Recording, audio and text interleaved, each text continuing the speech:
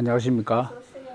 오늘은 진짜 예수를 찾아서 110번째 시간, 예수에서 복음서로라는 제목으로 말씀을 드려보고자 합니다.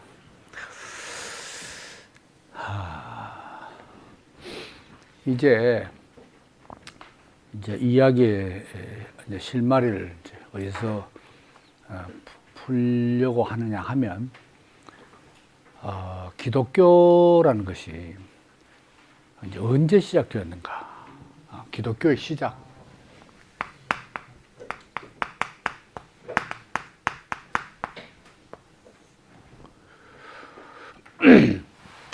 이 성서학자들이 대부분 이야기하기를 예수 자신은 유대교인이었다, 그렇게 말하고 있습니다. 예수 자신은. 그럼 이제 기독교는 언제부터 어떻게 시작되느냐 하는 것이었거든요. 그것도 역시 예수 때문에 시작된 겁니다. 아시는 바대로 기독, 이 한자로 표현한 기독이 그리스도 아닙니까? 그리스도교. 그는 바로 예수가 그리스도다 라는 사실을 믿는 종교. 예수가 기독이다. 그 그리스도가 말하자면 기름 부음 받은 자고, 하나님의 특별한 위임을 받은 자고, 또 구체적으로는 구원자다 이거죠. 구원자. 이스라엘의 구원자인 건 물론이고, 모든 인류의 구원자다. 이걸 믿는 종교다 이거지. 그래서 이제 기독교의 시작을 이제 뭐 학자들마다 의견이 틀립니다만은 이제 두 가지로 나누어 본다면은 예수의 사역으로부터 시작되었다.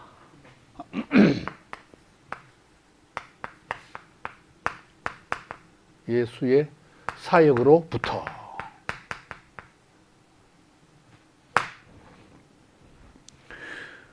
그러면 이제 예수의 사역이 복음서에, 각 복음서마다 다르지만은 특히 공간 복음서, 마태, 마가, 누가, 이 세 공간 복음서에서 드러난 예수의 사역은 마가복음 제일 초뒤에 뭐라고 말했습니까? 때가 찼고 하나님 나라가 가까웠으니 회개하고 복음을 믿어라, 이렇게 말했거든요. 그래서 지난 시간에 제 강의의 제목이 그 예수는 종말론적 예언가였다. 근데 예수만 종말론자였던 게 아니고 그 당시에 유대교 지도자들 그리고 유대인들의 지배적인 이 사상이 바로 종말론이었다 하는 거잖아요. 그래서 이제 종말론적 시각에서 예수의 사역, 다시 말하면 가르치고 병 고치고, 이 큰 두 가지. 가르침은 산상수훈으로 대표되고, 병 고침은 온갖 기사와 이적으로 대표되는데, 이 모든 것이 종말론적 시각이다. 다시 말하면 하나님 나라가 왔다. 하나님 나라가 올 때는 옛 시대는 완전히 끝났다, 이걸 말한 거잖아요. 새 시대가 왔다. 하나님의 통치하는 시대가 왔다, 이거거든요. 그러니까 이거는 말하자면 이제 예수님이 갈릴리에서, 그리고 유대 지방에서, 유대 지방의 핵심인 예루살렘에서 이 가르치고 행한 거다 이 말입니다. 이게 내용으로 말하면 이 모든 것이 종말론적 예언가로서 한 것이다, 이거거든요. 그래서 이게 바로 예수 자신이 직접 선포한 내용. 정말 하나님 나라가 왔다. 이건 말하자면 이제 예수의 종교죠. 예수가 직접 선포한 종교는 예수의 종교입니다. 영어로 하면 Religion of Jesus. of Jesus. 예수의 종교. 예수가 직접 말한 종교. 근데 기독교는 그게 아니다 이거지. 그게. 그러면 기독교는 뭐냐? 예수의 사역으로부터가 아니고 엄밀히 말하면 예수의 죽음과 부활로부터.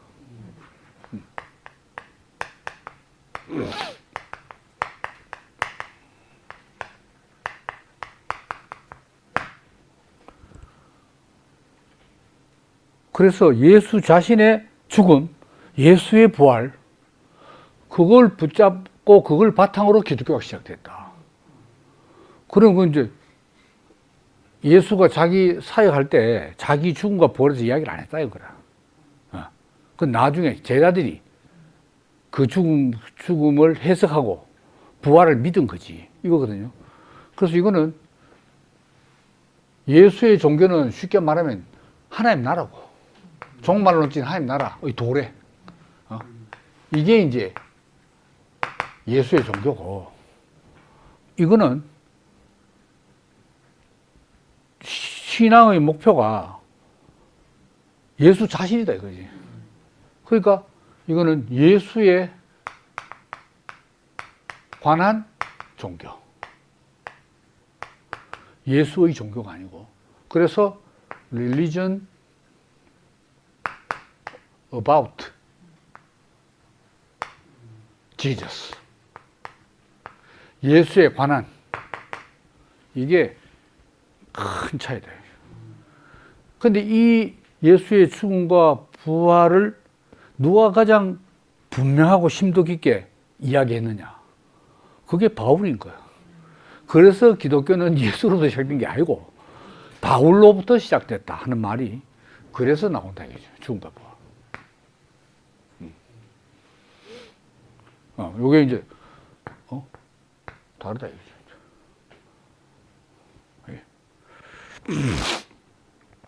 그래서 만약에 예수의 죽음, 직접적인 출발은 죽음보다 부활입니다. 부활.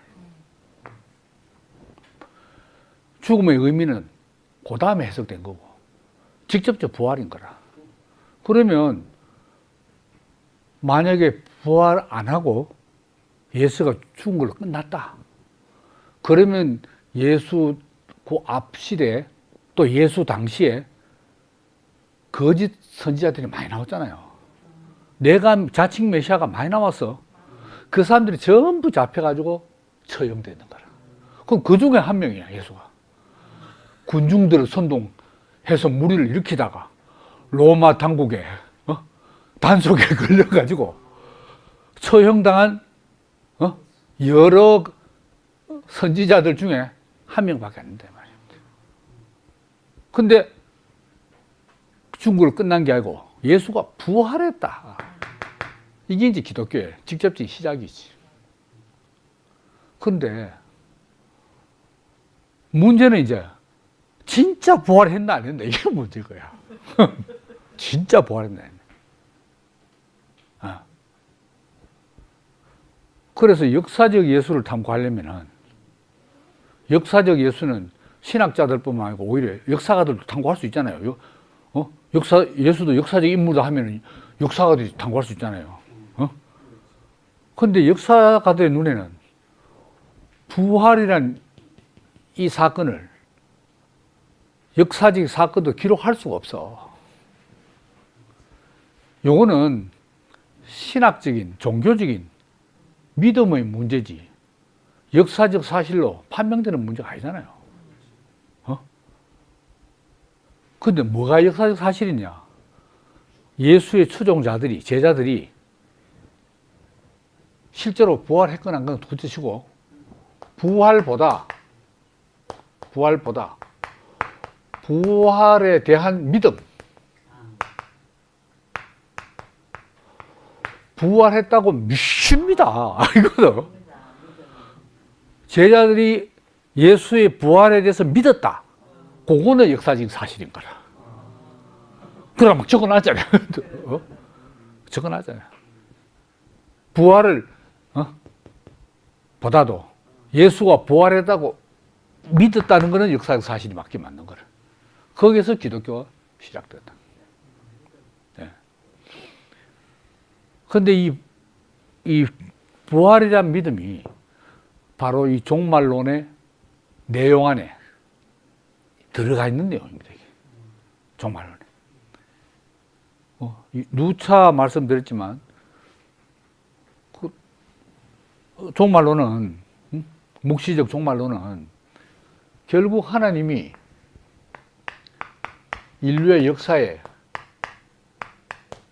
개입하셔서 자기를 대신할 메시아 혹은 인자를 하늘로부터 지상에 인간 세상에 내려보낸다. 그 우주적인 심판자가 악의 세력을 물리친다. 이거거든요. 그리고 이 마지막 심판 때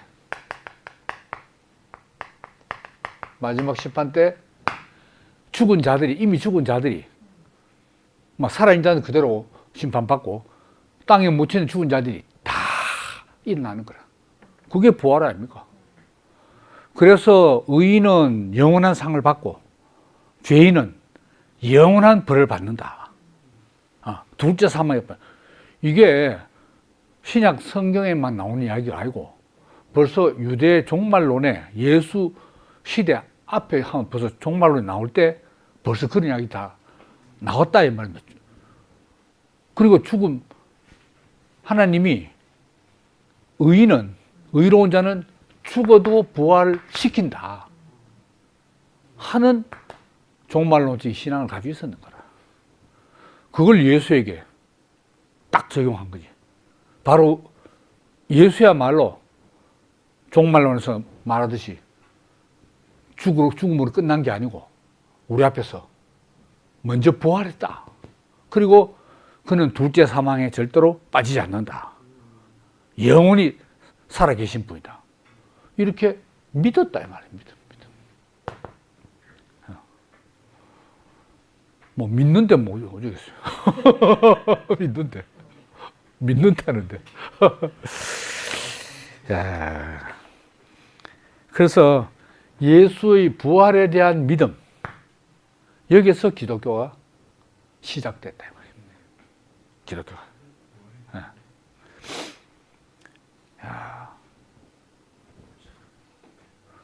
그러니까 이 부활에 대한 뭐 사실 여부를 떠나서 믿음이 없었다면 아예 오늘날의 기독교는 없었고 예수는 흔적조차 없이 사라져버린 거예요. 그랬단 말입니다. 그래서 이제 복음서에서 보면 예수가 죽고 장사됐는데 거기에 무덤에 찾아가는 여인들이 있어. 그 복음서마다 세부적인 사항은 좀 다른데 뭐 여인 하나가 가기도 하고 뭐 둘이가 가기도 하고 제일 먼저 하여튼 무덤을 찾아가는 여인들이고 거기서 예수의 시체가 없다는 걸 빈 무덤을 발견한 거야. 그래서 그걸 슬퍼하고 있는 제자들이 가가지고 이야기하잖아요. 우리가 봤다. 거기 제자들이 안 믿고 한번 가서 확인해야 되겠다. 그래서 또 가서 빈 무덤을 확인하고 이런 이야기가 나오잖아요. 이게. 근데 이제 문제는 예수의 얼굴을 본 적도 없는 바울이 나도 부활한 예수가 내게도 나타나셨다 이렇게 증거하고 있는 거라. 이게 고린도전서 15장 3절에서 8절까지.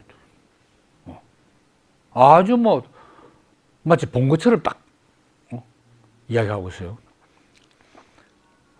쭉 읽어보면 성경대로 그리스도께서 우리 죄를 위하여 죽으시고 장사 지낸 바 되었다가 성경대로 사흘 만에 다시 살아나서 게바에게 보이시고 후에 12 제자에게와 그 후에 500여 형제에게 일시에 보이셨나니 그중 지금까지 태반이나 살아있고 어떤 이는 잠들었으며 그 후에 야고보에게 보이셨으며 그 후에 모든 사도에게와 맨 나중에 만삭되지 못하여 난 자 같은 내게도 보이셨느니라. 예수가, 그 부활한 예수가 내게도 나타났다 이거예요. 이렇게 말. 근데 이제 제가 지금 기초 자료로 삼고 있는 이 바트만의 다른 책에 보면 그냥 아무 근거 없이 믿었겠냐? 진짜 아무 근거 없이 우리 막 안 믿으면 우리 갈 데 없다. 믿는 걸로 하자. 뭐 이렇게 결의해가지고 했겠나 이거지. 그걸 집단적인 환시라고 이야기합니다. 정통 기독교인들에게 대단히 불경스러운 신성 모독적인 발언이지만은 환시다. 환시 현상은 언제 일어나느냐? 여러 케이스가 있는데 너무너무 사랑하는 사람이 그것도 자기 잘못 때문에 죽어버리면 그런 경우에 마치 다시 살아난 것처럼 딱 환시가 보인다는 거예요. 그게 지금 그거는 현대에도 일어나는 일이고 또 이게 뭐 전혀 근거 없는 이야기가 아닌 것 같은데 뭐죠? 이 20세기 후반에 저 그 책에 지금 그 교회 이름하고 연도를 정확히 안 적어 왔습니다만은 500명 이 신도들의 계신 교회에서 딱 목사가 설교를 하는데 500명 쭉 앉아 있는데 뒤에 문에서 예수가 걸어 들어왔는 거야. 와가지고 그 설교 목사 옆에 섰어. 근데 그걸 한 사람이 보면 그 뭐 정신 착락해서 한데 500명이 똑같이 우리가 봤다 이건 거야. 그 신문 기사도 났다 이거지. 뭐 그런 걸 보면 또 아니면 뭡니까 파티마 에서 성모가 뭐 발현하셨다 하는 거. 그리고 몰타 섬에 어떤 늙은 그 여자 농부에게 그 불치병이 있었는데 마리아, 성모 마리아 나타나는 거래. 그래가지고 딱 나타나는 모습을 본 순간 불병이 났어. 그걸 자기 성당 사제에 의하고 교황까지 전달돼가지고 그걸 역사적인 사실로 인정하고 그 자리에 교회를 세웠어요. 몰타 섬이 있다니까요. 그 교회에 있다는 건 제가 증인입니다. 그 뭐가 성모 발현은 내가 못 봤지만은 그 발현한 것을 기념하는 교회가 새로 지어졌고 교황 바뀔 때마다 반드시 교황이 그게 오는 거야. 뭐 그런 비슷한 현상이라고도 할 수 있겠죠. 근데 어쨌든 이 부활에 대한 이 믿음으로 말미암아 기독교가 시작되었다 하는 겁니다. 바울까지 그렇게 증거를 하고 있으니까. 그래서 이제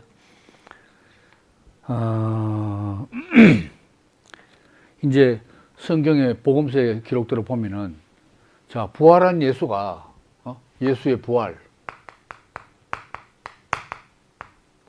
부활에서 끝나는 게 아니고 그 다음 뭐합니까? 승천이 오는 거예요. 승천. 하늘에 올려졌다. 그래서 하나님 보좌 우편에 앉았다. 보좌 우편에 앉았다는 것은 땅에 있는 것이나 하늘에 있는 모든 존재들을 통치한다는 말 아닙니까? 그렇게 됐다. 그러니까 하나님과 함께 통치한다. 그 통치하는 나라가 하나님 나라인 거라. 그러니까 하나님의 나라는 완성을 향해 가고 있지만 이미 하나님 나라가 예수의 부활과 승천으로 말미암아 하나님 나라가 도래했다. 이렇게 이제 그래서 이제 기독교 복음은 뭐냐? 로마 총독에게 십자가 처형을 당한 예수를 하나님이 다시 살리셨다. 그리고 그가 승천해서 하나님 보좌 우편에 앉으셨고 이 세상 만물을 통치하신다 하는 게 복음이다 이것이. 야, 그러니까 이제 뭐겠어요? 예수가 바로 그리스도다 하는 말은 또 다른 말로 하나님의 아들이다.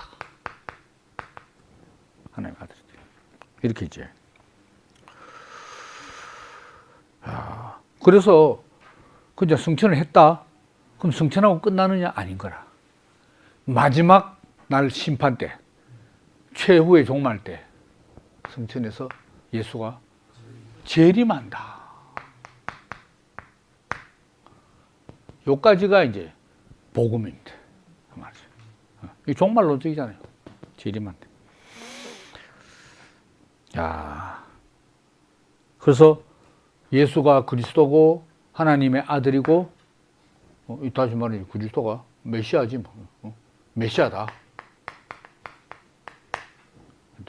이렇게 믿는 거예요. 이렇게 이제 돼 있다 이겁니다. 그러니까 예수 자신이 3년여 사역을 했던 내용도 복음서에 있고, 그리고 제자들에 의해서 예수의 죽음과 부활에 대한 새로운 해석, 새로운 이해의 안목을 가지고, 관점을 가지고 또 예수의 행적을 기록하고 복음서에 말입니다. 그렇게 되어 있다는 것이. 특히 바울의 서신은 이게 거의 전부 다고 그렇습니다. 그래서 지난 시간에도 말씀드렸지만 인자가 예수가 자신을 인자라고 자의식을 가지겠느냐 안 가졌냐, 요게 학자들 간에 굉장히 막 격렬한 논쟁이 되고 있다고 그랬잖아요. 예수 자신이 인자를 했겠냐, 아니면 제자들이 나중에 신자들이 예수를 인자라고 해석했냐 이거지. 근데 처음에 제가 지난 시간에 그 구조를 못 찾았는데 이제 마가복음 8장 38절입니까? 8장에 보면 누구든지 이 음란하고 죄 많은 세대에서 나와 내 말을 부끄러워하면 인자도 하나님의 영광으로 거룩한 천사들과 함께 올 때에 그 사람을 부끄러워하리라. 요 대목에서는 표면적으로 보면은 예수 있고 인자도 올 때 널 부끄러워. 그 인자가 자기가 아닌 것처럼 이야기하고 있어. 마가복음에서는. 제일 먼저 쓴 마가복음에서는. 근데 마태복음은 한 10년, 15년 뒤에 써졌다 그러잖아요. 마가복음이 65년, 요한복음이 95년, 그 사이에 마태 누가가 쓰였거든요. 그러면 한 80년 이때 쓰였다 이 말입니다. 그때 이제 약간 바뀝니다, 말이.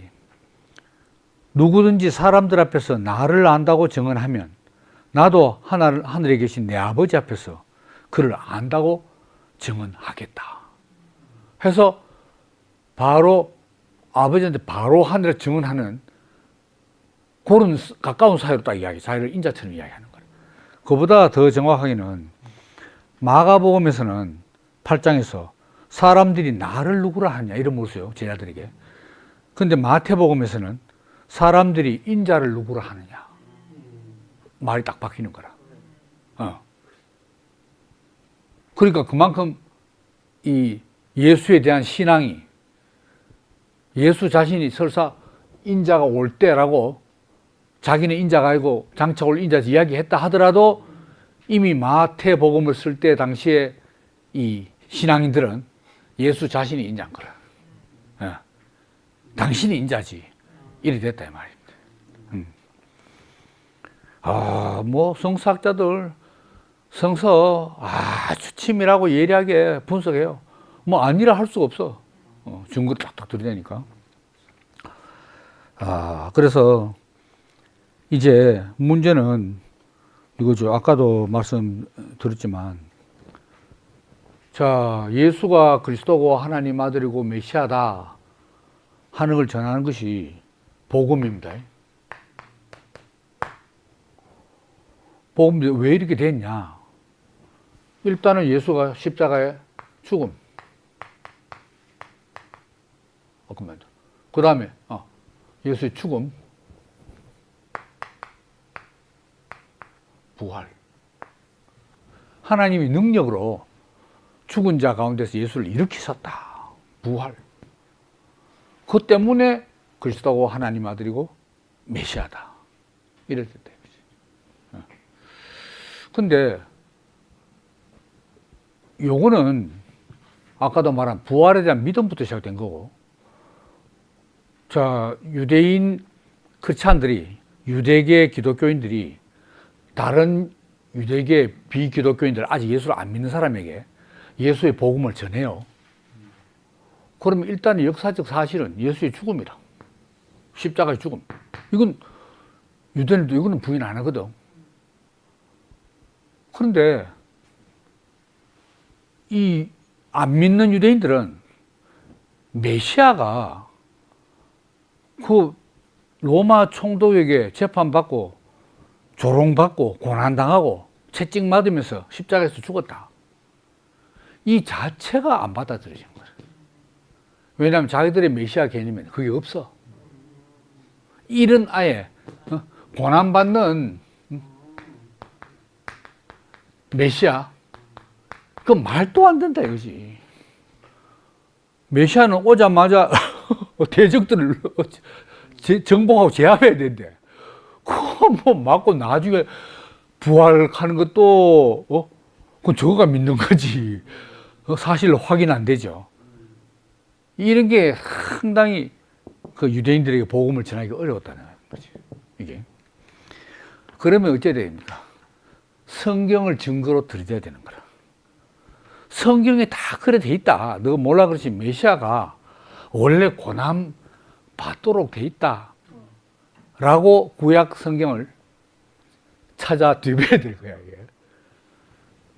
이게 뭡니까? 고난 받는 종으로서의 메시아인 거야. 종으로서. 그래서 이 예수, 고난 받는 의인, 꼭 메시아 아니라도 의인의 고난을 어디서 많이 이제 이야기하고 있는가? 그거는 이제 애통의 시편 칸이 있어요. 애통의 시편.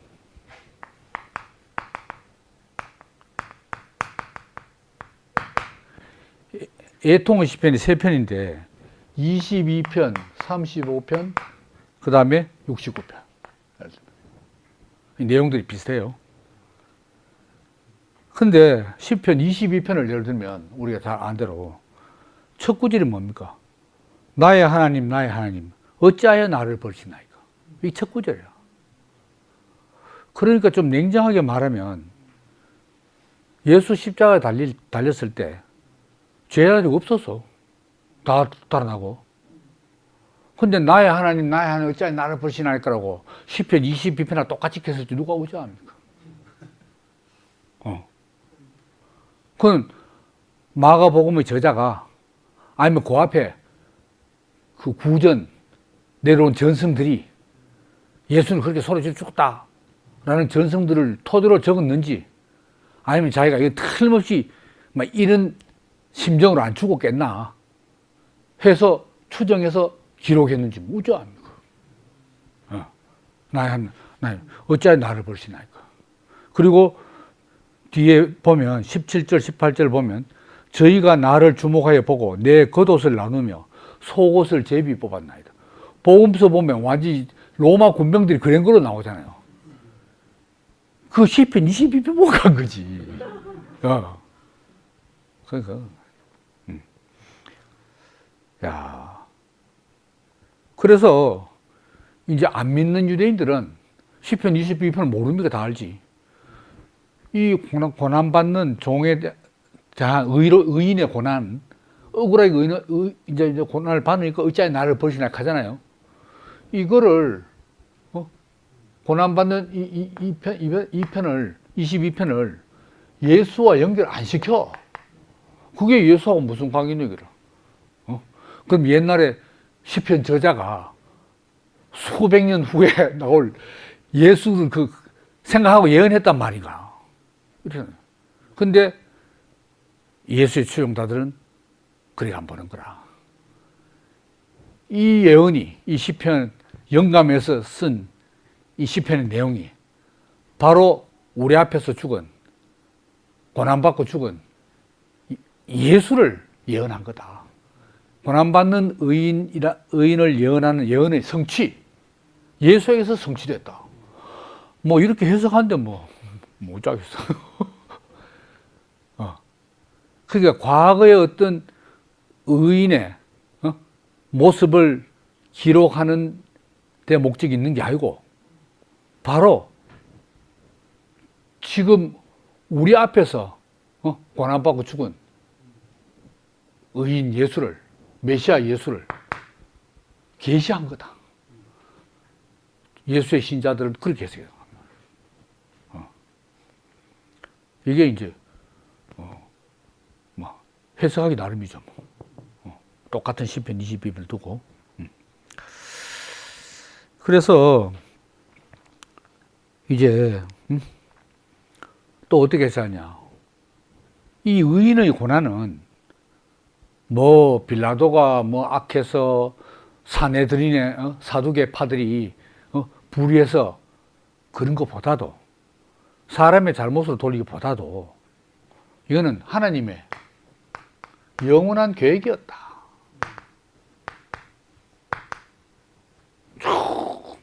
이 해석 멋진 거야.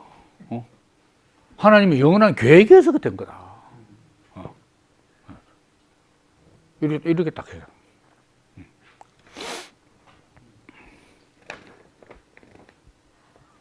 그럼 어떻게 그게 영원한 계획이냐? 어째서 그게 하나님의 영원한 계획이라면요? 이렇게 또 반문할 거 아닙니까? 따지고. 거기에 대한 성경 근거를 또 대는 거라. 그게 뭐냐면 유명한 이사야. 몇 장이죠? 53장입니다. 요게 고난받는 종에 대한, 메시아에 대한 예언으로 모든 기독교인들이 그렇게 해석하잖아요. 바로 예수를 예언한 거다. 이거지. 그는 멸시를 받아서 사람에게 실어버린 바 되었으며 우리도 그를 귀하게 여기지 아니하였도다. 그는 실로 우리의 질고를 지고 우리의 슬픔을 당하였거늘 우리는 생각하기를 그는 징벌을 받아서 하나님에게 맞으며 고난을 당한다 하였노라. 그가 찔림은 우리의 허물을 인하며 그가 상함은 우리의 죄악을 인함이라. 우리는 다 양 같아서 그릇 행하여 각기 제 길로 갔거늘 여호와께서는 우리 무리의 죄악을 그에게 담당시키셨도다. 그러니까 이 예수의 죽음이 이 뭡니까? 대속적 고난이다. 왜 죽었냐? 우리의 죄를 대속하기 위해서. 대속적 죽음. 고난은 대속적 고난이다.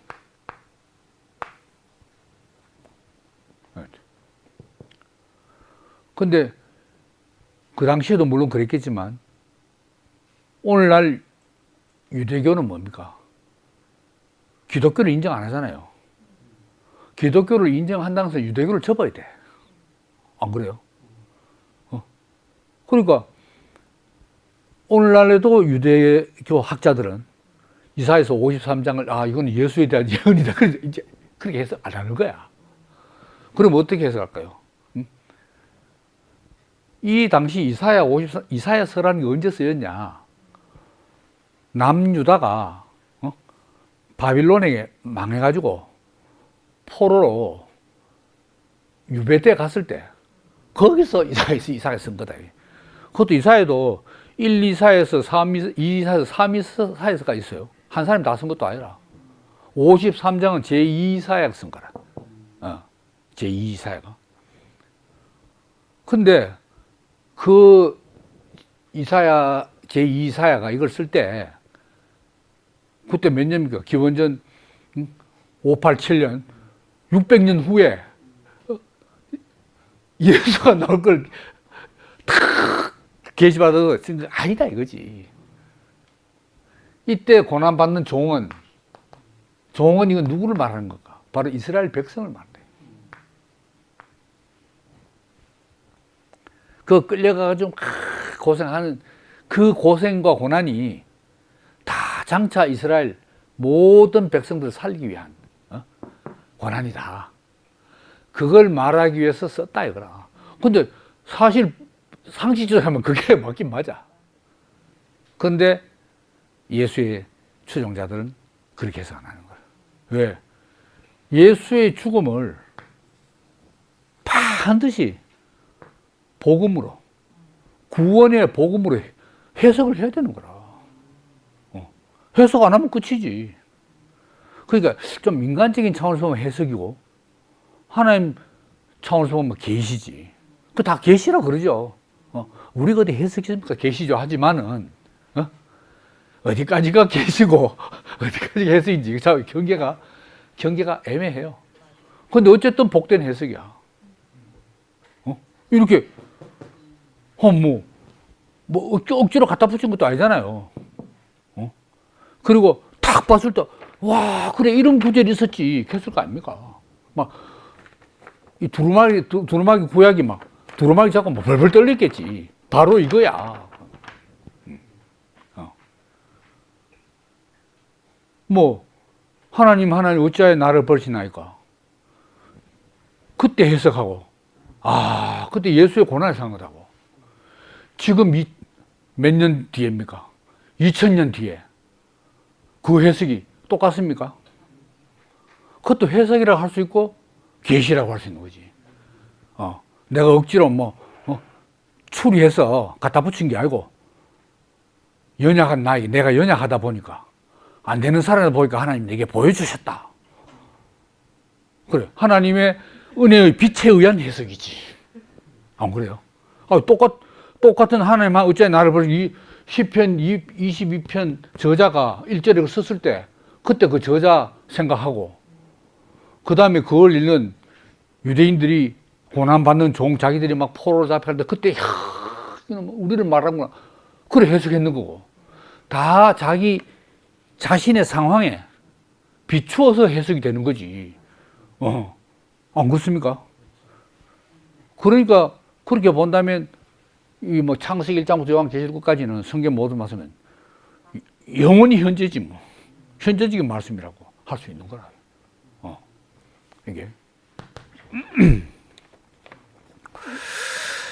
자 그래서 이게 이제 하나님의 영원한 계획이었다. 이렇게 이제 된다 이거죠. 근데 사실은 이제 그게 역사적인 사실로 보면 뭐 그런 건 아니었다는 거죠. 이제 그 말도 뭐 일리가 있다고 봐요. 그래서 기독교가 생기기 이전에는 탄생하기 이전에는 이런 시편 23편, 22편, 36편 이런 애통의 시편이나 이사야는 이걸 누구도 메시아에 대한 예언이라고 생각을 안 했다 이거라 유대인들은. 근데 기독교인들이 이게 메시아에 대한 예언이다 이래서. 근데 이제 이 대속적 고난, 대속적 죽음은 꼭 이 시편 22편이나 이사야 5편 이런 데만 나오는 게 아니고 이 마카비 반란이 뭡니까? 일어났잖아요. 그 기원전 167년에 이 났는데 이 마카비 상, 마카비 하 여기 외경인데 가톨릭 성경에 보면은 나와 있어요 이게 마카비 상하. 근데 마카비 상에 보면은 이 유대인 전사 한 사람이 엘라자르라는 사람이 시리아 왕이 코끼리를 타고 있는데 코끼리를 탁 타고 시리아 왕인데 그 시리아 왕을 죽이기 위해서 자기가 코끼리하고 싸우는 거라. 그래서 코끼리를 죽였어. 근데 너무 코끼리 커가지고 자기가 코끼리 죽이고 그 죽인 코끼리에 깔려서 자기도 죽었어.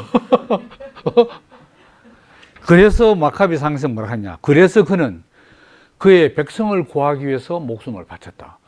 엘아자르는 죽고 그 백성은 목숨을 구했다. 이스라엘 백성은 목숨을 구했다. 이게 대속 죽음 아닙니까? 꼭 뭐 성경에 정경에만 있는 구약 성경에 있는 게 아니다 이거지. 그리고 제4 마카비서에도 나오고 이거는 그리스 로마 문학에도 나온다 이거.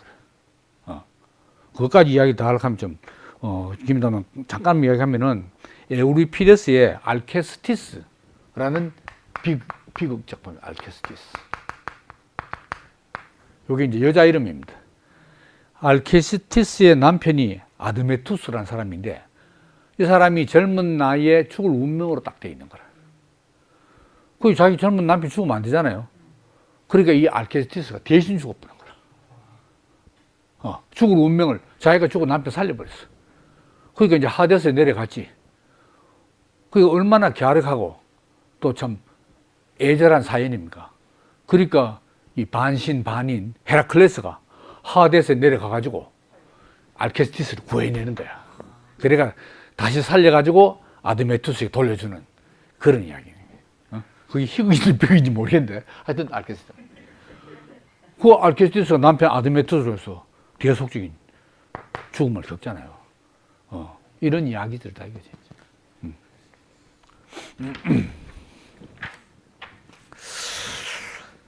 그래서 어쨌든 십자가 처형은 헬라인에게는 미련한 것이고 유대인들에게는 거리끼는 거다 이거라. 근데 부르심을 입은 우리에게는 하나님의 지혜고 능력이다. 이게 바울 말 아닙니까? 그러니까 십자가의 죽음이 유대인 헬라에게는 걸림돌이고 부름받은 이에게는 받침돌인 거야. 받침돌. 이 토대 위에 기독교가 섰다.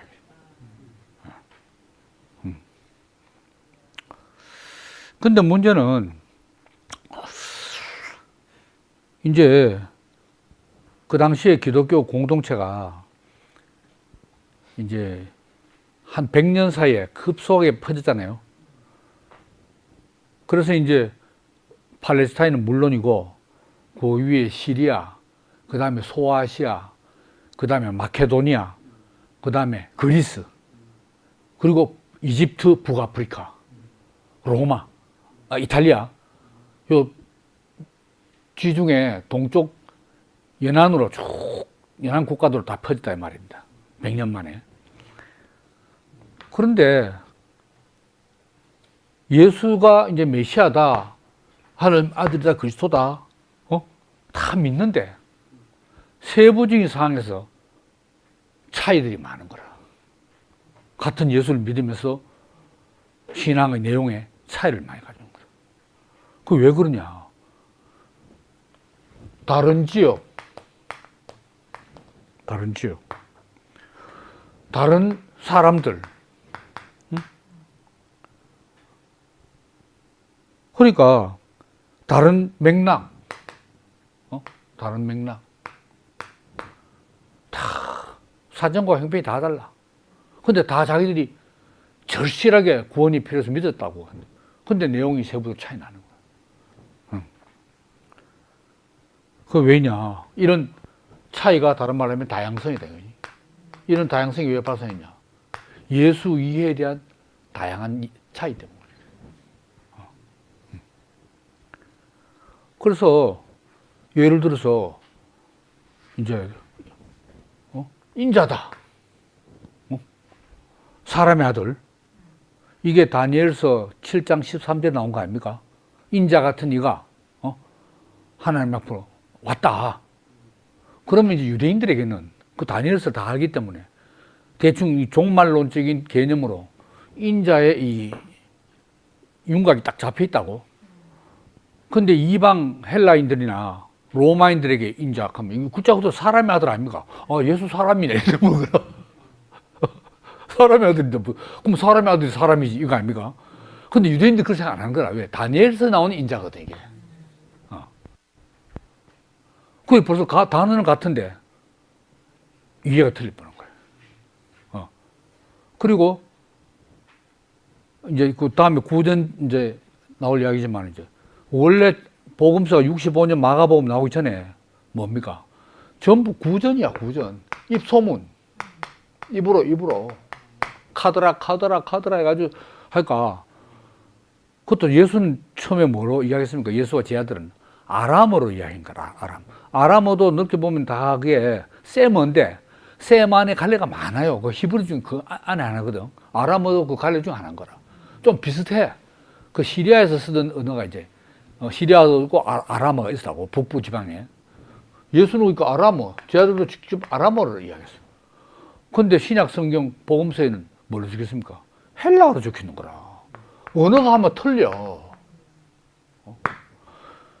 핵심 개념일수록 번역하면 그 번역이 무슨 단어도 안 맞는 경우가 많잖아요. 근데 뭐 단어 없는데 어떻게 해야지. 그러니까 예를 들어서 여호와를 헬라어로 테오스를 했다. 응? 그리스 신 아닙니까? 그러면 테오스 하면 그리스인들 벌써 테오스에 대한 기존 관념이 또 있는 거야. 거기서 받아들인데 뭐. 그러니까 얼마나 차이 나겠어요. 인자도 이거 마찬가지예요. 인자. 사람의 아들과 뭐라. 예수 사람이 당연한 거 아닙니까? 그 차이 나네.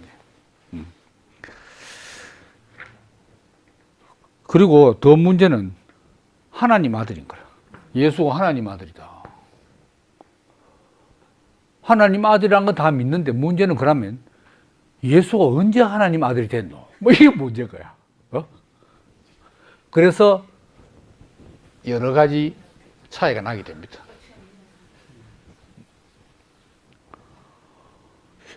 복음서마다 틀린 내 말입니다. 그래서 이제 하나님 아들. 첫 번째 뭐냐면은 예수가 부활해서 하나님 아들이 되었다. 예수의 부활 때문에 하나님 아들이 되었다. 이게 첫 번째죠. 이게 어디 나냐면 사도행전 13장 33절에서 34절. 하나님이 예수를 일으키사 우리 자녀들에게 이 약속을 이루게 하셨다 함이라. 시편 2째 편에 기록된 바와 같이 너는 내 아들이라. 오늘 너를 낳았다. 너는 내 아들이다. 오늘 너를 낳았다. 언제 낳았냐? 죽은 예수를 일으킬 때 예수를 낳았다는 거지. 그럼 예수 부활 때. 부활했을 때 하나님 아들 일어났다. 두 번째는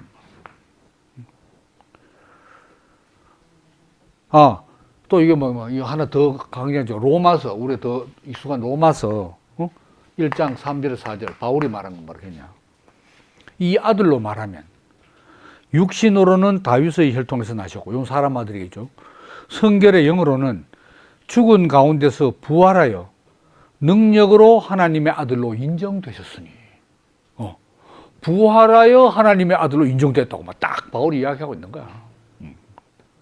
곧 우리 주 예수 그리스도시다. 이거 아닙니까? 그 부활하니까 하나님도 아들도 되고 예수가 그리스도도 된다 이 말이라. 이게 이제 첫 번째였어요. 두 번째는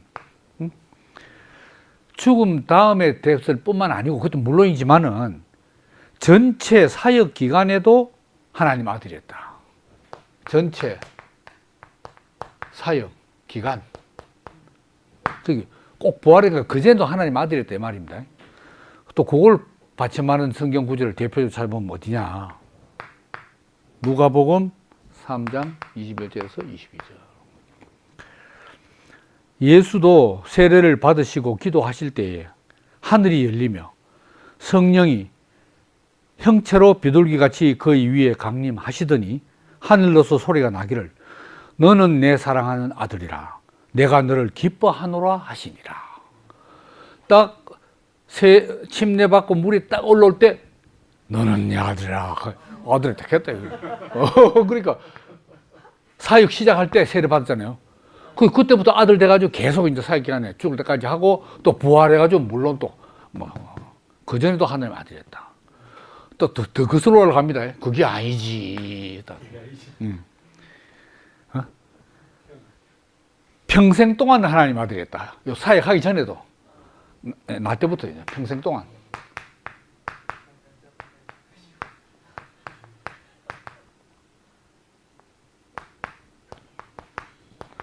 이것도 누가복음에서 이야기하고 있다, 그죠?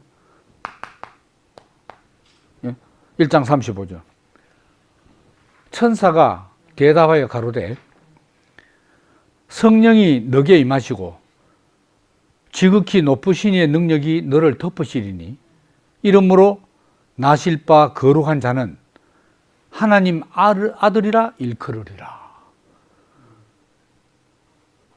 성령이 마리아에게 임하고 하나님의 능력이 덮어가지고 아들이 나게 되는데 나실 바 거룩한 자는 하나님 아들이라 일컬으라. 그러니까 하면 딱 태어나면 벌써 하나님 아들이지. 근데 또 이것도 모자라. 또 거슬러 올라갑니다. 그것도 모자라. 네 번째. 출생 전부터. 출생 전부터.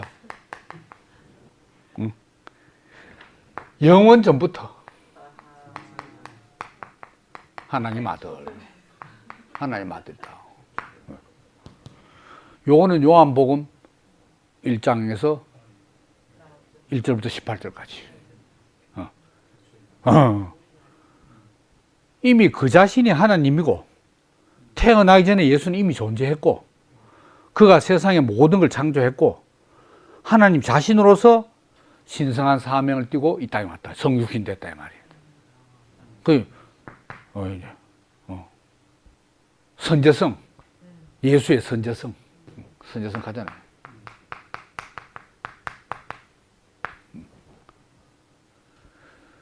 그러니까 점점 여기서부터 점점 이런 과정을 달리 말하면 뭐겠어요? 예수의 신격한 거예요. 이것도 벌써 한번 문제가 있는데 여기서 이걸 발판으로 해서 계속 더 예수의 하나님. 이게 뭐 하나님 아들뿐만 아니라 하나님 아들이면서 하나님이야 이게. 여기서 이렇게 된다 이 말이에요. 그러면은 자 아까 처음에 예수의 사역으로부터 했잖아요. 어디 갔지? 릴리전 오브 지저스. 예수의 종교는 뭔가? 종말론적 예언가거라. 예수는 좀 시작이 종말론적 예언가였어. 하나님 나라가 온다. 이제 회개하고 심판인 백성 너가 회개하고 복음을 믿어라. 이 가다가 잡혀가 죽었다 이 말입니다. 근데 여기에서 출생 전부터 영원 전부터 하나님 아들이고 하나님 자신이다. 얼마나 거리가 머나요. 만약에 릴리즈 오브 지저스, 이 지저스가 역사적 예수라면 이 about Jesus, 예수에 대한 종교는 점점 신격화로 가서 여기는 무리를 일으키다가 죽은, 처형당한, 실패한 종말론적 예언가인데 여기는 완전히 하나님 자신이 되어버린 거예요. 요게 기독교다 이 말입니다. 그래서 알버트 슈바이츠도 예수를 어떻게 보느냐, 실패한 종말론적 예언가로 봐요. 실패한. 왜냐하면 그 사람은 역사적 예수, 신앙의 그리스도는 안 믿으니까, 노골적으로 말하면 안 믿으니까. 그렇지만, 그래 죽었지만, 예수는 뛰어난 도덕 교사인 거라. 그래서 그 자신도, 원래 세계적인 신학자인데, 새로 의학 공부해가지고, 의사 자격증 따고, 아프리카에 의료성이 갔다 아닙니까? 그 사람은 그것뿐만이 아니고, 오르간 주자로 세계적인 오르간 연주가입니다. 뭐, 천재 중에 천재지. 생기기도 잘생겼어요. 시마이즈가. 야, 그래. 그 예수의 이 도덕 교사의 면모를 본받는 걸로 끝나는 거지 뭐. 그럼 구원자가 안 되잖아요. 구원자가 안 돼.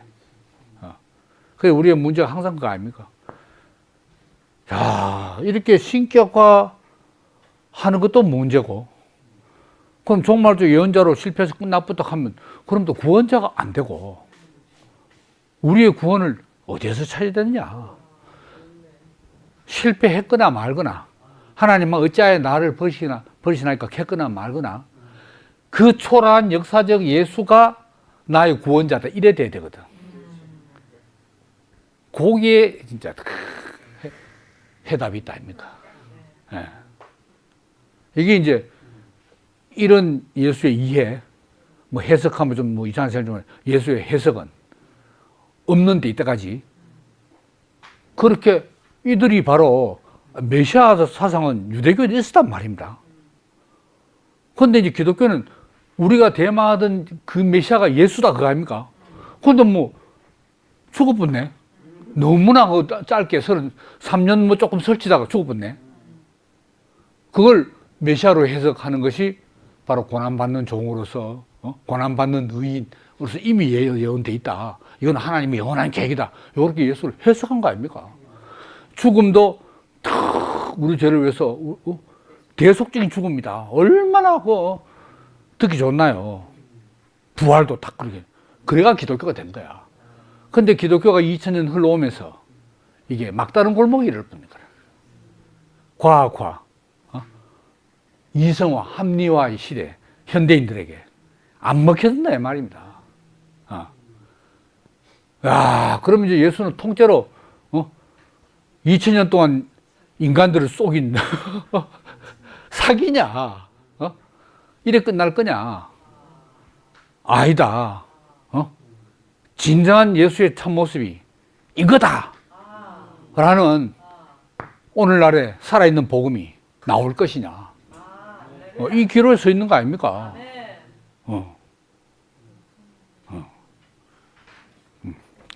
하고 보니 진짜 많네.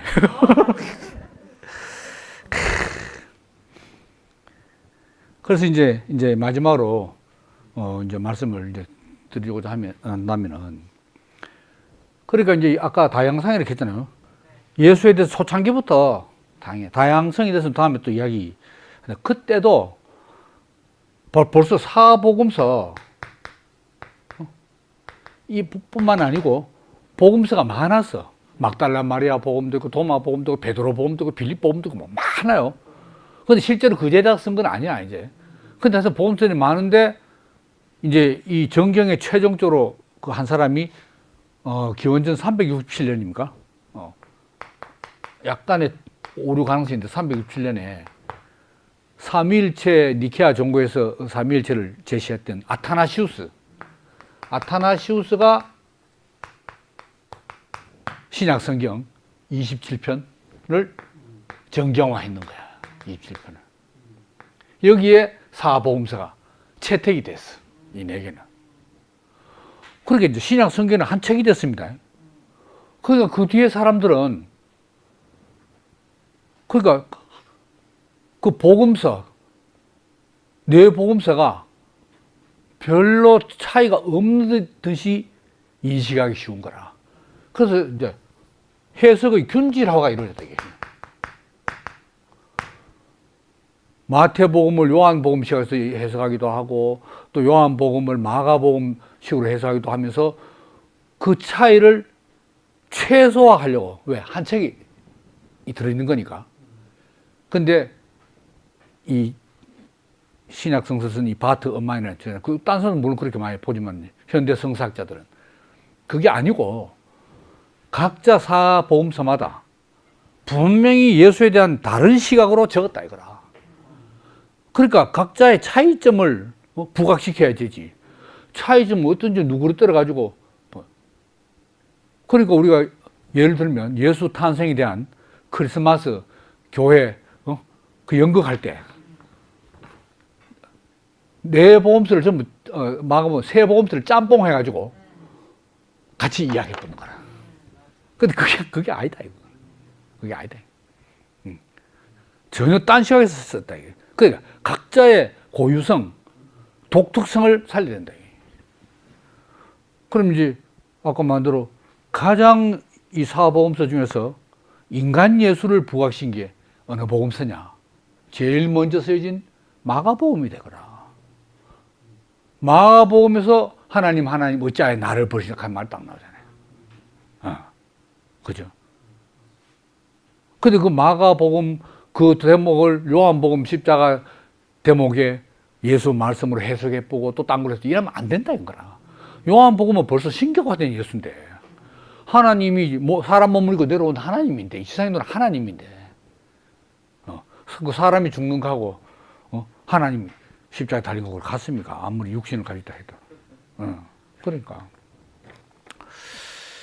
야, 그래서 이제 참 저도 좀 궁금하고 이제 앞으로 이제 그 마가복음 다음 시간에 한번 이제 사복음부터 마가복음부터 이제 한번 시작에 들어가면서 이제 역사적 예수, 신앙의 그리스도, 예수가 어떻게 해서 하나님 아들이 되었는가 이런 걸 더 구체적으로 한번 살펴보기로 하죠.